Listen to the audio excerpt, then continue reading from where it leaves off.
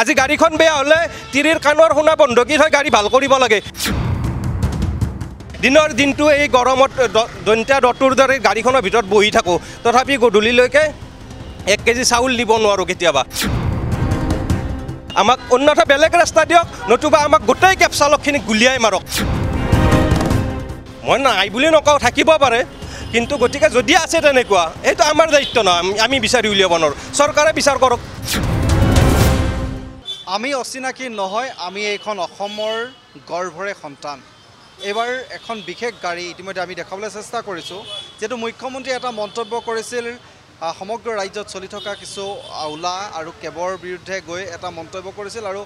অচিনাকি লোকেৰে আচলতে এই কোলা কেবৰ চালক হিচাপে ভৰি পৰিছে বুলি ইতিমধ্যে মন্তব্য কৰিছিল আৰু তাৰ পাছতে এতিয়া বাহনসমূহত আমি দেখাবলৈ চেষ্টা কৰিম গুৱাহাটী মহানগৰী যিসমূহ বাহন চলি আছে আৰু বাহনসমূহত লিখা আছে আমি অচিনাকি নহয় আমি অসমৰ গৰ্ভৰ সন্তান আৰু অসম চৰকাৰে কেব চালকৰ যি গৰিমা সেই গৰিমা ৰক্ষা কৰক আৰু এইদৰে ইতিমধ্যে প্ৰতিবাদী এক কাৰ্যসূচী ৰূপায়ণ কৰিছে মুখ্যমন্ত্ৰীৰ যি মন্তব্য আছিল স্বাধীনতাৰ যি স্বাধীনতা ৭৯ সংখ্যক স্বাধীনতা দিৱস উদযাপনৰ সময়ত পবিত্ৰ পতাকাৰ তলত লৈ এবাৰ কেব চালকৰ ক্ষেত্ৰত এক মন্তব্য কৰিছে আৰু মুখ্যমন্ত্ৰীয়ে এই মন্তব্যৰ পাছতে এতিয়া জাঙুৰ খাই উঠিছে আৰু তেওঁলোকে ইতিমধ্যে মুখ্যমন্ত্ৰী এই বক্তব্যক গৰিহণা দিছে আৰু মুখ্যমন্ত্ৰীৰ মন্তব্যৰ বিৰুদ্ধে তেওঁলোকৰ যি জীৱন সংগ্ৰাম আৰু জীৱন সংগ্ৰামক উপলঙা কৰাৰ ইতিমধ্যে অভিযোগ আনিছে মই কিছু কথা পাতিম মই দাদা অকণমান আপোনাৰ ওচৰলৈ যাম অকণমান কথা পাতিবলৈ চেষ্টা কৰিম যে পবিত্ৰ পতাকাৰ তলত ৰৈ পিনি মুখ্যমন্ত্ৰীয়ে ৭৯ সংখ্যক যি স্বাধীনতা দিৱস আৰু সেই স্বাধীনতা দিৱসৰ সময়তে এটা মন্তব্য কৰিছিল যে কেব চালকসকল অচিনাকি আৰু এই ক্ষেত্ৰত আপোনালোকে ইতিমধ্যে ইয়াৰ এক প্ৰতিবাদী কাৰ্যসূচী যি আৰম্ভ কৰিছে গাড়ীত লগাইছে আমি অচিনাকি নহয় আমি অসম গৰ্ভৰ সন্তান মুখ্যমন্ত্ৰীৰ মন্তব্য কিমান গ্ৰহণযোগ্য যিহেতু লাখ লাখ নিবনুৱা যুৱক যুৱতী আচলতে নিয়োজিত হৈ আছে কেবৰ জৰিয়তে আমি অসম ৰাজ্যিক চালক সন্থাৰ পৰা একাষাৰে কম এইটো গৰিহণাৰ যোগ্য এইটো কোনো গ্ৰহণযোগ্য কথা নহয় যদি ইয়াতে সন্দেহযুক্ত নাগৰিক আছে এইটো চৰকাৰৰ দায়িত্ব বিচাৰি উলিওৱাটো কাৰণ যিবোৰ কেব চালক তেওঁলোকে সম্পূৰ্ণ নথি পত্ৰ দিহে কেব চলাব পাৰে অৰ্থাৎ এটা এগ্ৰিগেটৰত যদি তেওঁ জইন হ'ব লাগে তেওঁৰ Aadhaar card PAN card voter card police verification সকলোবোৰ দিব লাগে এইবোৰ যদি ডুপ্লিকেট কাগজ হয় তেতিয়াহ'লে এই ডুপ্লিকেট কাগজবোৰ কোনে প্ৰদান কৰিলে নিশ্চয় চৰকাৰৰে গাফিলতি আছে ক'ৰবাত কাৰণ এখন আধাৰ কাৰ্ড পান কাৰ্ড এটা প্ৰাইভেট কোম্পানীয়ে বনাই নিদিয়ে এজন মানুহক আমি জানাত সম্পূৰ্ণ নথি পত্ৰ লাগে ভোটাৰ কাৰ্ড লাগে তাৰপিছতে বেংকৰ বহি বা আধাৰ কাৰ্ড পেন কাৰ্ড পোৱা যায় আৰু এইবোৰ একদম ভিত্তিহীন কথা কৈছে আমি কোনো অচিনাকি নহয় আমি চিনাকি মানুহ যদি মুখ্যমন্ত্ৰী মহোদয় এই কথাটো উঠাই নলয় হয়তো ইয়াৰ পিছত আমি আৰু বেলেগ ধৰণৰ কাৰ্যসূচী ল'বলৈ বাধ্য হ'ম এক প্ৰকাৰে মই এটা কথা ক'বলৈ বিচাৰিম আপোনালোকে এটা দীৰ্ঘদিনীয়া দাবী আছিলে যে বহিৰাগতৰ যি ওলাই হওক বা কেবেই হওক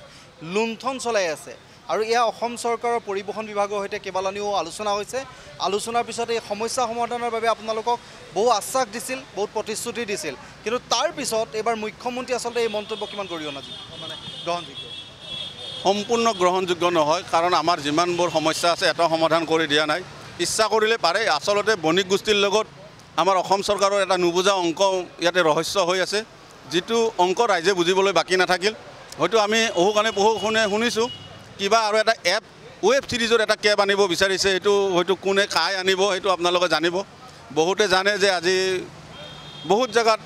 আজিকালি মুখ্যমন্ত্ৰী বা অন্য কিবা পদবীত থাকিলে দুনিয়াৰ সম্পত্তি পাহাৰ গঢ়ি তোলে তেনেকুৱা এটা আমাৰ ৰহস্য এটা মানে কাণলৈ আহিছে আৰু মুঠতে এটা কথা ক'ম যে জীৱন সংগ্ৰামৰ এখন ছবি জীয়া ছবি যদি আমি কওঁ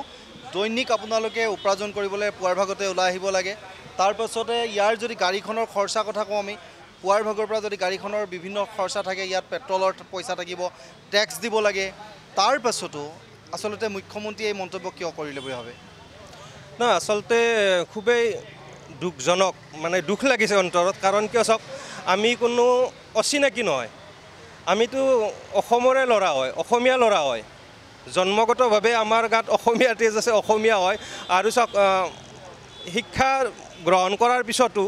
তো আমি চৰকাৰৰ ওচৰত কোনোদিন চাকৰিৰ কাৰণে আমি হাত পতা নাছিলোঁ বিচাৰি যোৱা নাছিলোঁ তো স্বাভিমানত স্বভূমিত স্বাভিমানেৰে জীয়াই থকাৰ কাৰণে আমি এখন গাড়ী ধাৰ ধুৰ কৰি ঋণ লৈ বেংকৰ পৰা ঋণ লৈ গাড়ী এখন চলাই আছিলোঁ কিন্তু তাৰ পিছত এতিয়া চাওক কোম্পানীবিলাকৰ যিটো মানে আমাক মাৰা এটা হেৰি তো 12 টকা 10 টকা কিলোমিটাৰত আমি গাড়ী চলাব লাগে আপুনি চিন্তা কৰক জুৰুড তিনিআলিৰ পৰা এয়াৰপৰ্টলৈকে 340 টকা 350 টকা আমি এখন কেবত মানে ভাড়া পাওঁ। তো তাতে আপুনি এই গৰমত AC দি চলাব লাগে। তো আপোনাৰ তেলৰ খৰচা আছে, ৰোড টেক্স দিব লাগে, আমি পাৰ্মিট দিব লাগে, পাৰ্মিট বনাব লাগে, ৰোড টেক্স, ফিটনেছ, ইঞ্চুৰেঞ্চ,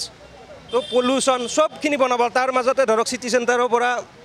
মানুহ এজনে বুক কৰিলে, আপুনি বুক কৰিলে, তো আপুনি ভিতৰতে থাকে, মই গৈ কিনে ৰাস্তাত ৰখিলোঁ, পিছফালৰ পৰা প্ৰশাসনৰ মানুহে ফটো মাৰি দিয়ে 2000 টকা, 26,000 টকা মোৰ গাড়ীখনতে ফাইন লাগি আছে।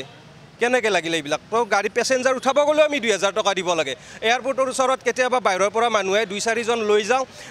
ভাইয়া আছাম আগে, তো আছাম সে চাই পাতি নেহি লেনে সে কিয় হোগা, বোলে ঠিক লে লিজিয়ে। তো গাড়ীখন ৰাখি মই গাড়ীত বহিয়ে আছোঁ, পিছফালৰ পৰা মাৰুতি ভেনখন আহি দিলে ফটো মাৰি। এয়াৰপৰ্ট যাই পালোঁ, মানুহজনক দেখালোঁ, চাওক 2000 টকা মোৰ ফাইন লাগি গ'ল আপুনি চাহপাত কিনি লোৱাৰ কাৰণে। তো আমি গোটেইখিনি চাব লাগে। যদি মই গাড়ীখন নৰাখলোঁ হয় তেতিয়া বদনামটো হ'লে হয়, কাৰণ যে অসমৰ মানুহবিলাক ভাল নহয়, অসমীয়া ল'ৰাখিনিয়ে গাড়ী চলাব নাজানে, যাত্ৰীৰ লগত বেয়া ব্যৱহাৰ নকৰে। তো আমি যিমান পাৰোঁ যাত্ৰীৰ লগত ভাল ব্যৱহাৰ কৰিব বিচাৰিছোঁ। আমি প্ৰত্যেকজন অসমীয়া ল'ৰাই হয়, স্বভূমিত স্বাভিমানেৰে জীয়াই থকাৰ কাৰণে গাড়ীখন চলাই আছোঁ। আৰু আমি কোনো 2 নম্বৰী কৰি থকা, আমি চৰকাৰক টেক্স দি আছোঁ। এখন কমাৰ্চিয়েল গাড়ী বছৰত কিমান টেক্স দিয়ে? আমি পাৰ্মিট বনাব লাগে, ফিটনেছ বনাব লাগে, টেক্স দিব লাগে 3 মাহৰ মূৰে মূৰে, পলিউশ্যন বনাব লাগে। তাৰপিছতো মুখ্যমন্ত্ৰীয়ে কৰিছে কি প্ৰাইভেট গাড়ীৰে ভাড়া মাৰিব লাগে। তো আমাৰ যদি গাড়ীখনৰ এখন যদি কাগজ ফেইল হয়, তো 10,000 টকালৈকে ফাইন কাটে। তো প্ৰাইভেট গাড়ীখনৰ কিয় নাকাটে? প্ৰাইভেট গাড়ীখনৰ কেনেকৈ চলাব পাৰে? তো এইবিলাক কথা আচলতে মুখ্যমন্ত্ৰীৰ দৰে মানুহ এজনে ক'লে ভাল নালাগে। তো আমি এইটোৱে মুখ্যমন্ত্ৰীক ক'ব খোজোঁ, আমি কোনো অচিনাকি নহয়, আমি অসমৰে ল'ৰা হয়, স্বাভিমানী ল'ৰা হয়, স্বাভিমানেৰে জীয়াই থাকিবৰ কাৰণে আমি কেবখন বিচাৰি আছোঁ। আমি কেব লাইনটো বাদ দিম, আপোনালোকে আমাক ৰাস্তা দিয়ক, আমাক জীয়াই থাকিবলৈ আমাক কিবা এটা দিয়ক। আমাৰতো ফেমিলি আছে, আমি কেনেকৈ চলাম, কেনেকৈ পুহিম? আজি গাড়ীখন বেয়া হ'লে তিৰিৰ কাণৰ শুনা বন্ধকি থৈ গাড়ী ভাল কৰিব লাগে। টেক্স দিবাৰ সময়ত মানুহৰ পৰা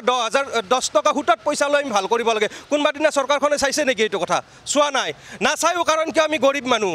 আমি গৰীব, আমি কেব চালক, আমি হাজিৰা কৰা মানুহ, আমি তেনেকৈ চলি থাকিব। ৰাতিপুৱাই গাড়ীখন লৈ গধূলি 2 কেজি চাউল নিবলৈ কেতিয়াবা পইচা নহয়। কাৰণ কিয়? 100টা ভাড়াৰ ভিতৰত এটা ভাড়াহে আমি একচেপ্ট কৰিব পাৰোঁ। প্ৰত্যেকটো ভাড়াৰ কিলোমিটাৰ 10 টকা 12 টকাকৈ এখন যদি চুইফ্ট ডিজায়াৰ এখন গাড়ীয়ে এই গৰমত AC চলাই যাব লাগে, সেই কেনেকৈ ভাড়া মাৰিম আমি? দিনটো এই গৰমত দন্তীয়া দটোৰ দৰে গাড়ীখনৰ ভিতৰত বহি থাকোঁ, তথাপি গধূলিলৈকে 1 কেজি চাউল নিব নোৱাৰোঁ কেতিয়াবা। আকৌ যেতিয়া গাড়ীখন বেয়া হ'ব তেতিয়া ভাল কৰিবলৈ হয় তিৰিৰ কাণৰ সোণা বন্ধকি থ'ব লাগিব, নহয় কাৰোবাৰ পৰা 10 টকীয়া সুতত পইচা ধাৰ কৰি আনি গাড়ীখন বনাব লাগিব, টেক্স দিব লাগিব চৰকাৰক। গতিকে চৰকাৰে আমাক অন্যথা বেলেগ ৰাস্তা দিয়ক, নতুবা আমাক গোটেই কেব চালকখিনিক গুলিয়াই মাৰক। আমাক মাৰিলেতো আমি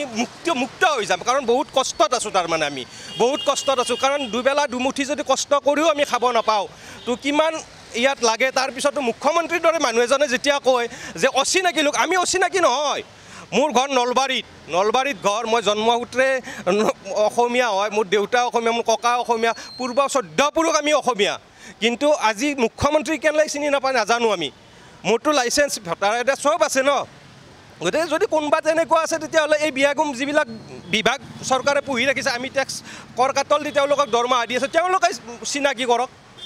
মই নাই বুলি নকওঁ, থাকিব পাৰে,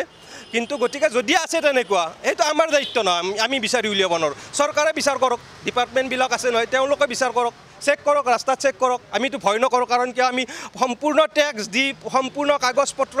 চব অ'কে কৰি আমি ৰাস্তাত ওলাই আহোঁ। গতিকে যদি তেনেকুৱা আমাৰ যি লাগে তাকে দিম, লাইচেঞ্চ, আধাৰ কাৰ্ড, পেন কাৰ্ড, যি লাগে, PRC লাগে, কিবা লাগে, চব আছে আমাৰ। যদি তেনেকুৱা ড্ৰাইভাৰবিলাক চেক কৰক, পৰিবহণ বিভাগে যদি কোনোবা তেনেকুৱা ওলায়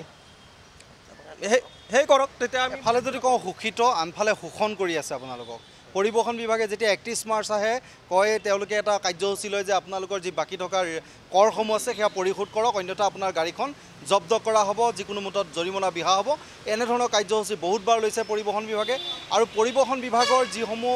নীতি নিৰ্দেশনা আছে এয়া সম্পূৰ্ণ কেব চালকসকলে মানি চলাই আহিছে। ৰাজপথত তেওঁলোকৰ যিখিনি নীতি নিৰ্দেশনা থাকে সেইখিনি মানি চলাই আহিছে, যিখিনি কৰ পৰিশোধ কৰিব লাগে সেইখিনিও কৰি আহিছে। কিন্তু তাৰ পাছতো আচলতে মুখ্যমন্ত্ৰীৰ পদত থাকি হিমন্ত বিশ্ব শৰ্মা ডাঙৰীয়াই এই যিটো মন্তব্য কৰিছে, এই মন্তব্য সন্দৰ্ভত কি ক'ব? একচুৱেলি মুখ্যমন্ত্ৰী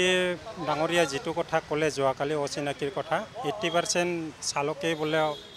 অচিনাকি। যদি অচিনাকি আছে তেনেকুৱা, তেতিয়াহ'লে বিচাৰ কৰাৰ দায়িত্ব কাৰ? বিচাৰ কৰাৰ দায়িত্ব নিশ্চয় চৰকাৰৰ। আৰু চৰকাৰৰ মুৰব্বী তেওঁ যদি আপোনাৰ তেওঁৰ আণ্ডাৰত যিবিলাক বিভাগীয় হেৰি আছে ডিপাৰ্টমেণ্ট আছে তেওঁলোকক কওক বা ৰাস্তাই ঘাটে যি চেকিং কৰে কিবা কৰে সেনেকৈ চেকিং কৰক হেৰি কৰক তেতিয়া ওলাই পৰিব 80% মানে অচিনাকি নে কি আমিতো অসম মাতৃৰ সন্তান আমি অসম মাতৃৰ সন্তান আমি অচিনাকি নহয় আমাৰ ওচৰত সব ডকুমেণ্টছ আছে যি লাগে সব দিব পাৰিম এইটো মুখ্যমন্ত্ৰীয়ে মানে আমাৰ অসমৰ ৰাইজে কয় হিমন্ত বিশ্ব শৰ্মা বোলে অসমৰ দক্ষ মুখ্যমন্ত্ৰী মই মানে ভাবোঁ যে তেওঁ দক্ষ নহয় অদক্ষ যাৰ কাৰণে যি টি কথা বকি থাকে ধন্যবাদ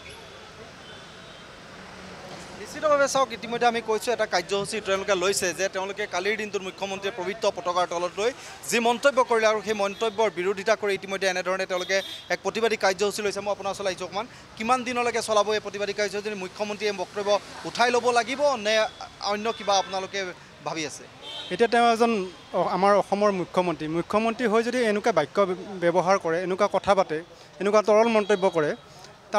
তাৰ বাহিৰে আমাৰ আৰু ভাষা নাই ক'বৰ কাৰণে ভাষা এইটো কাৰণে নাই তেওঁ যিকোনো সময়ত যিকোনো কথা কয় মুখৰ পৰা তেওঁ যিকোনো কথা ওলাই যোৱাৰ পিছত আমাৰ নিচিনা খাটি খোৱা অসমীয়া সাধাৰণ মানুহ আমি কি কৰিম আমাৰতো কৰিব একো উপায় নাই তেওঁলোক বহুত ডাঙৰ মানুহ তেওঁ ডাঙৰ মানুহে যদি সেনেকুৱা ব্যৱহাৰ কৰে সেনেকুৱা কথা পাতে অসমৰ এজন মুখ্যমন্ত্ৰী হৈ কি কৰিব আমাৰ আৰু উপায় নাই তাকে আৰু কি কৰিম এটা পিছৰ অৱস্থাটো আমি পিছত চিন্তা চৰ্চা কৰি ল'ব লাগিব নিশ্চিতভাৱে চাওক মই আকৌ এবাৰ গাড়ীখন দেখাবলৈ বিচাৰিছোঁ এখন কেব তেওঁলোকৰ কেব চালকসকলে এইবাৰ লিখি লৈছে তেওঁলোকে ধুনীয়াকৈ সুন্দৰভাৱে লিখিছে মুখ্যমন্ত্ৰীক প্ৰত্যুত্তৰ দিয়াৰ অৰ্থে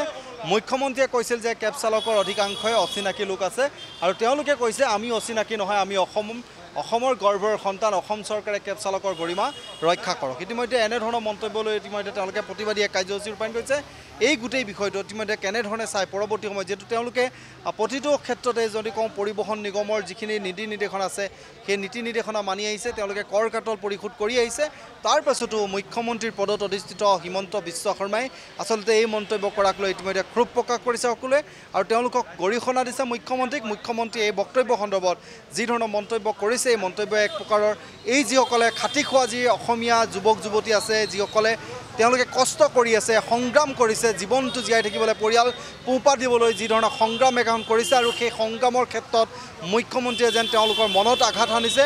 আৰু মুখ্যমন্ত্ৰীক ইতিমধ্যে তেওঁলোকে কৈছে যে তেওঁলোকৰ পৰিচয় পত্ৰ সংগ্ৰহ কৰি কোন অচিনাকি আছে তেওঁলোকৰ তাকো চাবলৈ তেওঁলোকৰ বিভাগ আছে পৰিবহণ নিগম আছে আৰু বিভাগীয় কৰ্তৃপক্ষক তেওঁলোকে নিৰ্দেশনা দিয়ক আৰু এইসকল চালকৰ নথি পত্ৰ পৰীক্ষা কৰি মুখ্যমন্ত্ৰীয়ে স্পষ্ট কৰক প্ৰকৃততে তেওঁলোক অচিনাকি হয়নে নহয় নহ'লে তেওঁলোকে কৈছে যে কেব চালকৰ যি কেব আচলতে এয়া ব্যৱস্থা বন্ধ কৰক আৰু তেওঁলোকক সংস্থাপিত কৰক তেওঁলোকক বিভিন্ন প্ৰকাৰে তেওঁলোকক সংস্থাপন কৰিবলৈ তেওঁলোকে ইতিমধ্যে দাবী জনাইছে কিন্তু পৰৱৰ্তী সময়ত তেওঁলোকৰ বিশেষ কাৰ্যসূচী থাকিব যিহেতু মুখ্যমন্ত্ৰীগৰাকীয়ে এই মন্তব্যৰ পিছত তেওঁলোকে যথেষ্ট আঘাত পাইছে আৰু পৰৱৰ্তী সময়ত কি কাৰ্যসূচী ৰূপায়ণ কৰিব সেয়া আমি আপোনালোকক জনাই যাবলৈ চেষ্টা কৰিম যিকোনো খবৰৰ বাবে যোগাযোগ কৰক 7099017330 লগতে 7099017110 নম্বৰত